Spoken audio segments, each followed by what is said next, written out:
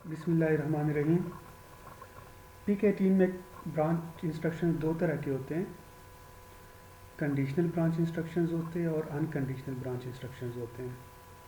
Conditional branch instructions किसी condition के base पे डिसाइड करते हैं कि वो ब्रांच होंगे या नहीं होंगे, जबकि जो अनकंडीशनल ब्रांच इंस्ट्रक्शंस होते हैं उनको किसी कंडीशन की ज़रूरत नहीं होती, बल्कि जैसे ही वो इंस्ट्रक्शन एग्जीक्यूट होंगे वो प्रोग्राम का कंट्रोल एक जगह से दूसरी जगह ट्रांसफ़र कर देते हैं। अब एक इम्पॉर्टेंट क्वेश्चन है कि प्रोसेसर को कैसे पता चलता है कि उसने कंट्रोल कहाँ पर ट्रांसफ़र करना है। इसके लिए प्रोसेसर टारगेट एड्रेस कैलकुलेट करता है, और आज की इस वीडियो में हम देखेंगे कि PIC18 टारगेट एड्रेस कैसे कैलकुलेट करता है। सबसे पहले कंडीशनल ब्रांच इंस्ट्रक्शंस को देखते हैं। कंडीशनल ब्रांच इंस्ट्रक्शंस जिस तरह के branch if no carry, branch if zero या ब्रांच इफ नॉट ज़ीरो के इंस्ट्रक्शंस है, ये हमारे पास 2 बाइट के इंस्ट्रक्शंस होते हैं। इन 2 बाइट्स के इंस्ट्रक्शंस में जो मोस्ट सिग्निफिकेंट बाइट होता है वो ऑपकोड के लिए होता है, और जो लीस्ट सिग्निफिकेंट बाइट होता है वो रिलेटिव एड्रेस होता है। रिलेटिव एड्रेस या ऑफसेट एड्रेस, या आप इसको रेफरेंस एड्रेस भी कह सकते हो। ये इसको रिलेटिव इसलिए कहते हैं क्योंकि ये प्रोग्राम काउंटर के हिसाब से जंप लगाता है कि प्रोग्राम काउंटर की वैल्यू से उसने कितना जंप लगाना है। अगर प्रोग्राम काउंटर की वैल्यू से वो आगे जंप लगाता है तो वो एक पॉजिटिव जंप कहलाता है, और अगर इसी प्रोग्राम काउंटर की वैल्यू से वो पीछे जंप लगाए तो बैकवर्ड जंप कहलाता है। सो ये जो रिलेटिव एड्रेस होता है ये प्रोसेसर को ये बताता है कि उसने प्रोग्राम काउंटर की करंट वैल्यू से आगे या पीछे कितना बड़ा जंप लगाना है।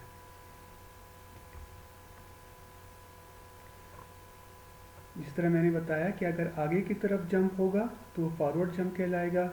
आगे की तरफ जंप का मतलब ये है कि जो रिलेटिव एड्रेस है वो पॉजिटिव होगा।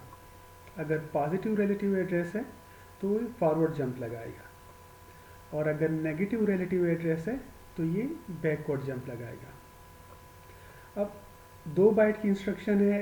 इन 2 बाइट की इंस्ट्रक्शन में एक बाइट तो ऑपकोड का हो गया। अब हमारे पास बच गया रिलेटिव एड्रेस के लिए सिर्फ एक ही बाइट। एक बाइट का मतलब ये है कि 256 बाइट्स के अंदर ये जंप लगा सकता है, इस वजह से इसको शॉर्ट जंप भी बोलते हैं। अब इन 256 बाइट्स में अगर हम फॉरवर्ड और बैकवर्ड ले लें तो -128 से लेकर +127 तक की जो रेंज है, इसके अंदर कंडीशनल ब्रांच की जो कोई भी इंस्ट्रक्शन होती है वो इसके अंदर, इस रेंज के अंदर जंप लगा सकती है। अब रिलेटिव एड्रेस तो उस इंस्ट्रक्शन के ऑपकोड के अंदर ही आ जाता है, जो कंडीशनल ब्रांच इंस्ट्रक्शन है। इससे टारगेट एड्रेस कैसे कैलकुलेट करते हैं उसके लिए एक सिंपल सा फार्मूला है, जो कि target address is equal to relative address multiply by 2 plus the current value of the program counter. Program counter का हमें पता है कि प्रोग्राम काउंटर में हमेशा अगली इंस्ट्रक्शन का एड्रेस मौजूद होता है। सो जो करंट वैल्यू है प्रोग्राम काउंटर की, मतलब जो अगली इंस्ट्रक्शन का एड्रेस है, उसके साथ हम ऐड करते हैं relative address multiply by 2। Relative address multiply by 2 से हमारे पास जो वैल्यू आएगी, इस वैल्यू को हम ऐड करेंगे with the current value of the program counter. So इससे हमें टारगेट एड्रेस का पता चल जाता है।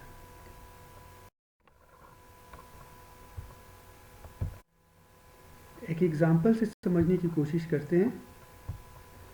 यहाँ पर अगर आप देखें तो हमारे पास असेंबली लैंग्वेज का एक प्रोग्राम गिवन है, साथ में हर इंस्ट्रक्शन का अपकोड गिवन है, हर इंस्ट्रक्शन का जो ऑब्जेक्ट कोड है वो गिवन है, और वो इंस्ट्रक्शन रोम में किस लोकेशन पे स्टोर्ड है वो लोकेशंस भी गिवन है।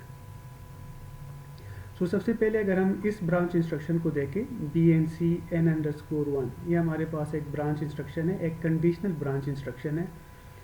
इस कंडीशनल ब्रांच इंस्ट्रक्शन का जो ऑब्जेक्ट कोड है दैट इज E301। ना अभी हमने देखा था कि कंडीशनल ब्रांच इंस्ट्रक्शन 2 बाइट की इंस्ट्रक्शन होती है, जिस तरह यहाँ पर गिवन है 2 बाइट्स E301। इनमें जो E3 है this is the opcode for branch if not carry, और 01 ये जो बाइट है 01 is the relative address. So यहाँ से तो हमें रिलेटिव एड्रेस मिल जाता है, 01 is the relative address.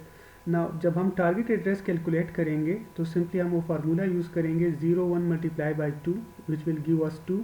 Now 2 को हम ऐड करेंगे with the current value of the program counter. Now ये चीज़ इंपॉर्टेंट है कि प्रोग्राम काउंटर में जब ये वाली इंस्ट्रक्शन एग्जीक्यूट होगी, बी एंड सी की इंस्ट्रक्शन, जब ये इंस्ट्रक्शन एग्जीक्यूट होगी तो उस वक्त प्रोग्राम काउंटर में अगली इंस्ट्रक्शन का एड्रेस मौजूद होगा। मतलब जब ये इंस्ट्रक्शन एग्जीक्यूट होगी, बी एंड सी की इंस्ट्रक्शन,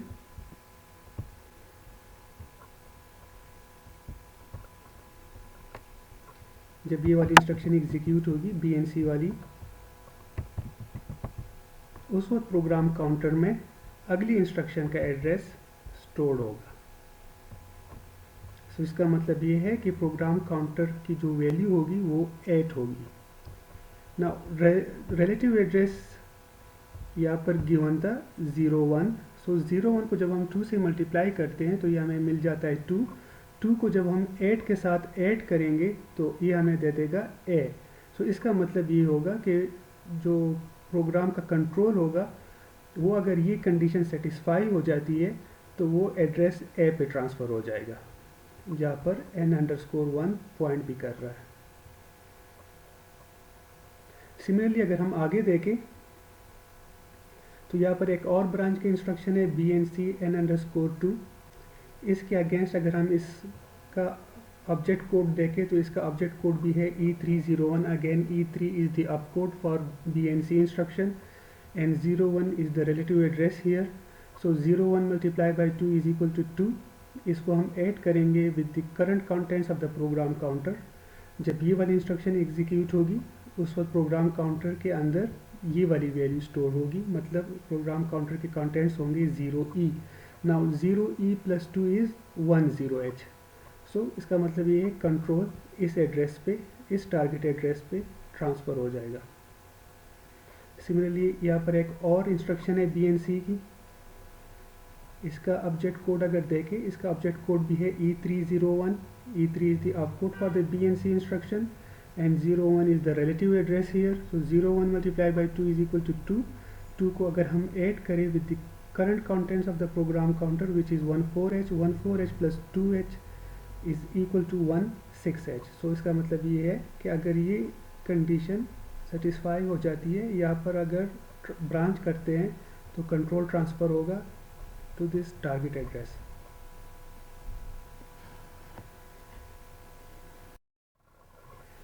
एक और एग्जांपल देखते हैं। इस प्रोग्राम को अगर हम देखें तो इसमें एक कंडीशनल ब्रांच की इंस्ट्रक्शन है बी एन जी अगेन, जो कि ट्रू होने पे कंट्रोल ट्रांसफ़र करता है, बैकवर्ड ट्रांसफ़र कर रहा है यहाँ पर। सो इस बी एन सी इंस्ट्रक्शन के अगर हम ऑब्जेक्ट कोड देखें तो इस बी एन सी इंस्ट्रक्शन का जो ऑब्जेक्ट कोड है that is E1FD।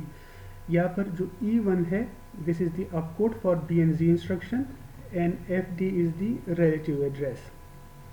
Now FD का मतलब ये है कि जो इस बाइट का FD का इसका जो मोस्ट सिग्निफिकेंट बिट है दैट इज़ 1। 1 शोज़ कि it is a negative jump, so it means कि ये बैकवर्ड जंप लगाएगा। सो हम क्या करेंगे कि FD का जो कि एक नेगेटिव नंबर है, नेगेटिव नंबर का हम 2's कॉम्प्लीमेंट लेंगे। जब FD का हम 2's कॉम्प्लीमेंट लेते हैं तो ये हमें देगा 03। Now 03 multiply by 2 is equal to 6। 6 को हम ऐड करेंगे with the contents of the program counter, जो कि इस टाइम पे जब ये वाली इंस्ट्रक्शन एग्जीक्यूट हो रही होगी तो प्रोग्राम काउंटर के कंटेंट्स होंगे 0C। सो C के साथ अगर हम -6 ऐड कर दें तो ये हमें जंप दे देगा 6 पे। तो जो टारगेट एड्रेस होगा दैट विल बी 6। सो यहाँ पर इसने बैकवर्ड जंप लगा दिया। क्यों बैकवर्ड जंप लगाया? क्योंकि जो रिलेटिव एड्रेस का जो मोस्ट सिग्निफिकेंट बिट था वो 1 था, जो इंडिकेट कर रहा था कि ये एक नेगेटिव नंबर है। सो हमने उस बाइट का जो कि FD था उसका सबसे पहले हमने 2's कॉम्प्लीमेंट लिया। 2's कॉम्प्लीमेंट से FD हमारे पास जो है ना, जब हम इसका 2's कॉम्प्लीमेंट लेते हैं तो ये बन जाता है -3। -3 multiply by 2 is equal to -6। So -6 को जब हम प्रोग्राम काउंटर की करंट वैल्यू C के साथ ऐड करेंगे तो हमें टारगेट एड्रेस ये दे देता है 6, जिसकी वजह से कंट्रोल यहाँ पर ट्रांसफ़र हो जाता है। गो टू हमारे पास एक अनकंडीशनल ब्रांच इंस्ट्रक्शन है। ये 4 बाइट की इंस्ट्रक्शन है, मतलब 32 बिट की इंस्ट्रक्शन है। इन 32 बिट्स में 12 बिट्स यूज़ होते हैं अपकोड के लिए, जबकि जो रिमेनिंग 20 बिट्स है वो टारगेट एड्रेस के लिए होते हैं। सो यहाँ पर ये बात ध्यान में रखिएगा कि जब हम गो टू इंस्ट्रक्शन यूज़ करते हैं तो गो टू इंस्ट्रक्शन में कंडीशनल ब्रांच इंस्ट्रक्शन की तरह रिलेटिव एड्रेस नहीं होता, बल्कि डायरेक्ट टारगेट एड्रेस गिवन होता है। सो यहाँ पर कोई कैलकुलेशन नहीं करनी पड़ती, बल्कि जो target address go to instruction में गिवन होता है उस टारगेट एड्रेस पे कंट्रोल को ट्रांसफ़र कर दिया जाता है। सिर्फ एक कमी इसमें ये है कि जब हम 20 बिट की बात करते हैं तो 20 बिट से जो है ना हम मैक्सिमम 1 मेगा की प्रोग्राम रोम स्पेस को कवर कर सकते हैं, 2 मेगा की नहीं कर सकते। इस डिफिशियंसी को ओवरकम करने के लिए, चूँकि हमारे पास प्रोग्राम काउंटर 21 बिट का होता है, तो प्रोग्राम काउंटर का जो लीस्ट सिग्निफिकेंट बिट होता है उसमें ऑटोमेटिकली 0 ऐड कर दिया जाता है, 0 डाल दिया जाता है। सो प्रोग्राम काउंटर का लीस्ट सिग्निफिकेंट बिट उधर ऑटोमेटिकली एक 0 डाल दिया जाता है, जो जबकि बाकी रिमेनिंग 20 बिट्स गो टू के साथ जो टारगेट एड्रेस होता है उस टारगेट एड्रेस से प्रोग्राम काउंटर के वो मोस्ट सिग्निफिकेंट 20 बिट्स को फिल कर दिया जाता है। सो टोटल हमारे पास 21 बिट्स हो जाते हैं। इन 21 बिट्स का मतलब ये है कि अब हम पिक 18 की जो इंटायर 2 मेगा की जो मैक्सिमम रोम लोकेशन होती हैं वो कवर कर सकते हैं। मतलब गो टू के ज़रिए हम रोम के अंदर कहीं से कई दूसरी जगह पर, किसी भी जगह पर जंप लगा सकते हैं। इसका दूसरा फ़ायदा ये होता है कि चूँकि least significant bit program counter के वो हमेशा 0 होगा, सो हमेशा हमारा जो टारगेट एड्रेस होगा वो एक इवन नंबर होगा। और हमें पता है कि पिक 18 के अंदर जो इंस्ट्रक्शंस होते हैं उनका साइज़ या तो 2 बाइट्स का होता है या 4 बाइट्स का होता है। सो हमेशा हम इंस्ट्रक्शन के स्टार्ट पे लैंड करेंगे, ऐसा नहीं होगा, ऐसी कोई पॉसिबिलिटी नहीं बन सकती कि हम किसी इंस्ट्रक्शन के दरमियान में लैंड करें। सो ये दोनों फ़ायदे होते हैं पिक 18 में जब हम गो टू के टारगेट एड्रेस के साथ 0 ऐड कर देते हैं प्रोग्राम काउंटर में। एक तो हम इंटायर 2 मेगा की जो रोम स्पेस है उसकी कवर कर सकते हैं, दूसरा हमेशा जो हमारा जो टारगेट एड्रेस होगा वो एक इवन नंबर होगा, जिसका फ़ायदा ये होगा कि हम हमेशा एक इंस्ट्रक्शन के स्टार्ट पे लैंड करेंगे, दरमियान में लैंड नहीं कर सकते। गो टू इंस्ट्रक्शन जिस तरह हमने देखा कि ये एक 4 बाइट की इंस्ट्रक्शन है, मतलब 32 बिट की इंस्ट्रक्शन है। अब देखते हैं कि प्रोग्राम काउंटर इस 32 बिट से अपना टारगेट एड्रेस कैसे उठाता है।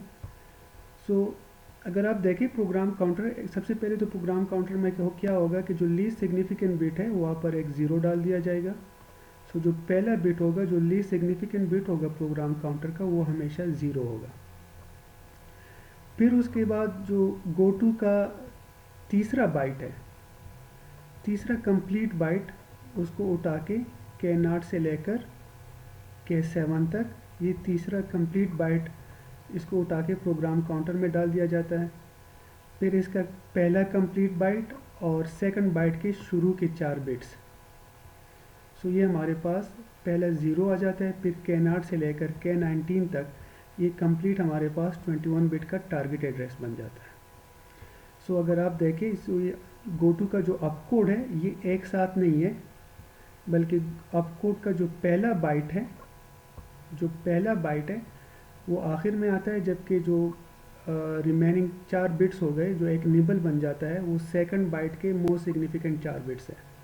सो टारगेट एड्रेस कैलकुलेट करने के लिए प्रोग्राम काउंटर पहले LSB में 0 डालेगा, फिर उसके बाद पूरा सेकंड बाइट उठा लेते हैं K0 से लेकर K7 तक, फिर पहला बाइट और फिर आखिर में दूसरे बाइट के शुरू के 4 बिट्स। सो इस तरीके से हमारे पास कंप्लीट 21 बिट का एक टारगेट एड्रेस बन जाता है। तो यहाँ पर इसे एग्जांपल में देखें, यहाँ पर ये हमारे पास गो टू की इंस्ट्रक्शन है। इस गो टू की इंस्ट्रक्शन का आप देखें, ये हमारे पास 32 बिट की इंस्ट्रक्शन है।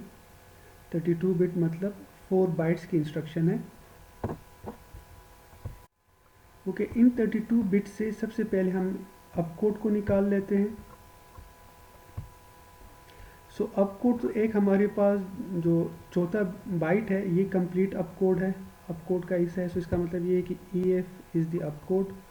फिर इसके अलावा जो सेकंड बाइट का कि जो मोस्ट सिग्निफिकेंट निबल है जो 4 बिट्स है, तो सेकंड बाइट का जो मोस्ट सिग्निफिकेंट निबल है एफ, ये हमारे पास गो टू का अप कोड बन जाता है। गो टू का अप कोड हमारे पास आ जाएगा ई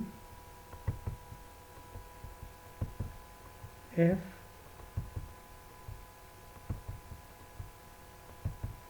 एफ।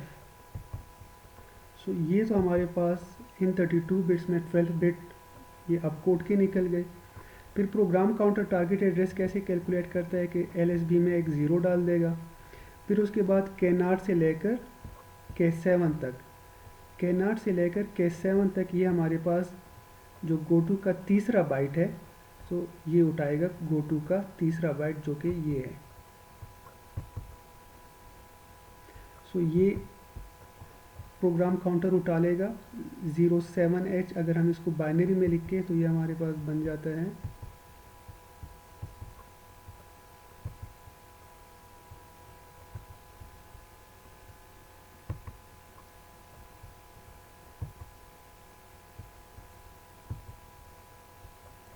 सो ये आ जाएगा यहाँ पर प्रोग्राम काउंटर में। और फिर आखिर में जो पहला बाइट और दूसरे बाइट का पहला निबल, सो वो सारे ज़ीरो है। सो यहाँ पर हम अगर बाइनरी में लिखते हैं तो 12 ज़ीरोज़ यहाँ पे आ जाएंगे।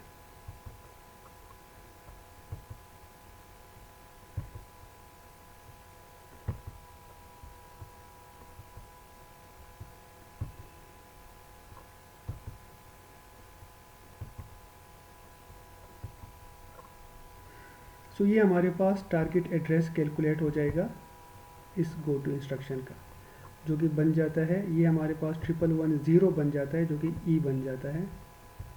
और इससे पहले सारा कुछ ज़ीरो है, सो हम इसको 0EH कह सकते हैं। सो इसका मतलब ये है कि कंट्रोल इधर ट्रांसफ़र हो जाएगा। इस प्रोग्राम के केस में कंट्रोल उसी इंस्ट्रक्शन में रहता है जहाँ पर ये गो टू की इंस्ट्रक्शन गिवन है। सो जब हम गो टू की बात करते हैं, so unlike conditional branch instruction, conditional branch instruction में हमारे पास रिलेटिव एड्रेस होता है, relative with the contents of the program counter. So उस रिलेटिव एड्रेस से हम टारगेट एड्रेस कैलकुलेट करते हैं, जबकि गो टू इंस्ट्रक्शन में डायरेक्टली गो टू की जो ऑब्जेक्ट कोड होता है उसमें डायरेक्टली एक टारगेट एड्रेस गिवन होता है, हम सिंपली उसके साथ एक ज़ीरो ऐड कर देते हैं। अब GoTo का प्रॉब्लम ये है कि GoTo हमारे पास 4 बाइट की इंस्ट्रक्शन है। GoTo हमें फ़ायदा ये देता है कि GoTo के ज़रिए हम 2 मेगा की रोम स्पेस में कई किसी भी लोकेशन से किसी दूसरी लोकेशन में आसानी से जंप लगा सकते हैं। लेकिन हमारे पास काफ़ी ऐसे पिक के हमारे पास ऐसे माइक्रो कंट्रोलर्स होते हैं जिनमें हमारे पास इतनी ज़्यादा मेमोरी स्पेस नहीं होती, मतलब 2 मेगा की तो मैक्सिमम मेमोरी स्पेस है। हमारे पास ऐसे माइक्रो कंट्रोलर्स है जिनमें सिर्फ 4 किलो बाइट्स की मेमोरी होती है या 32 KB की मेमोरी होती है। सो उस केस में हमें गोटू की ज़रूरत नहीं पड़ती, बल्कि उल्टा जो है ना गोटू से नुकसान होता है, क्योंकि एक तो ऑलरेडी जो है ना मेमोरी की स्पेस कम है और उसमें हम गोटू के लिए 4 बाइट्स दे दें तो हमें इतने लंबे जंप्स की ज़रूरत नहीं है, बल्कि उल्टा गोटू हमसे 4 बाइट्स ले लेते हैं क्योंकि 4 बाइट की इंस्ट्रक्शन है। सो उस केस में एक और अनकंडीशनल ब्रांच इंस्ट्रक्शन है BRA। ये ब्रांच की इंस्ट्रक्शन है, ये भी अनकंडीशनल ब्रांच की इंस्ट्रक्शन है और ये 2 बाइट की इंस्ट्रक्शन है। सो एक तो ये इतनी स्पेस ऑक्युपाई नहीं करती ना। इस 2 बाइट की इंस्ट्रक्शन में जो पहले 5 बिट्स होते हैं वो इसका अपकोड होते हैं, जबकि जो रिमेनिंग 11 बिट्स होते हैं वो रिलेटिव एड्रेस होते हैं। जिस तरीके से कंडीशनल ब्रांच इंस्ट्रक्शन में हमारे पास रिलेटिव एड्रेस था, ये उसी तरीके से एक रिलेटिव एड्रेस है। सिर्फ डिफरेंस ये है कि यहाँ पर ये 11 बिट्स का है, यहाँ पर ये 11 बिट का हमारे पास एक रिलेटिव एड्रेस बन जाता है, जबकि कंडीशनल ब्रांच इंस्ट्रक्शन में हमारे पास 8 बिट का रिलेटिव एड्रेस था। सो कंडीशनल ब्रांच से तो हम लंबा जंप लगा सकते हैं, लॉन्ग जंप लगा सकते हैं, लेकिन रेंज हमारे पास होती है 0 से लेकर 7FFH तक, जबकि कंडीशनल ब्रांच इंस्ट्रक्शन में हमारे पास जो कंप्लीट रेंज होती है वो 0 से लेकर FF तक होती है। जब यहाँ पर हमारे पास रेंज ज़्यादा हो जाती है, 0 से लेकर 7FFH तक रेंज बढ़ जाती है। फ़ायदा इसका ये होता है कि एक तो हम लॉन्ग जंप लगा सकते हैं, दूसरा फ़ायदा ये है कि हम गो टू जिस तरह 4 बाइट्स ऑक्यूपाई करता है, 4 मेमोरी लोकेशंस ऑक्यूपाई करता है अपने ऑब्जेक्ट कोड को स्टोर करने के लिए, सो उतनी स्पेस की इसको ज़रूरत नहीं होती, इसको सिर्फ 2 बाइट्स की ज़रूरत होती है। और रिलेटिव एड्रेस होता है, relative address with the contents of the current program counter, with the current contents of the program counter. So उसी तरीके से जिस तरीके से हम कंडीशनल ब्रांच इंस्ट्रक्शन में टारगेट एड्रेस कैलकुलेट करते हैं, उसी तरीके से यहाँ पर भी टारगेट एड्रेस कैलकुलेट किया जाता है। मतलब रिलेटिव एड्रेस उठा के उसको 2 से मल्टीप्लाई कर दिया जाता है पहले, और फिर उसको ऐड करेंगे with the current contents of the program counter.